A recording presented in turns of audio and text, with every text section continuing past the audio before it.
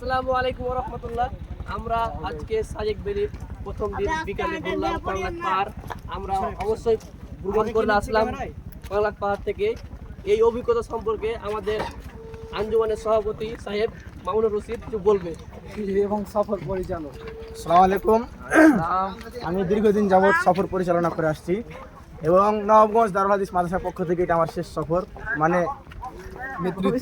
দায়িত্ব কে গো হ্যালো।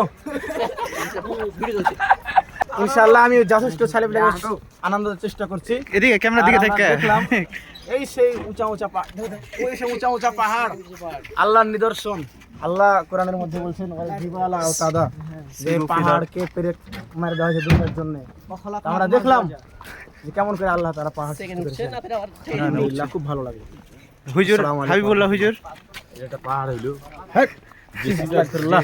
এই এত বড় নিদর্শন দেখে যে বলে যেটা পাহাড় হলো, যে সীতাকুণ্ড পাহাড়, সীতাকুণ্ড পাহাড় আর এই পাহাড় হুজুর ওহুদ পাহাড়ের কথা বলতেছে। দেখেন এদিকে চুল ছিঁড়ে দিবে নিচ থেকে উঠতে লাগে।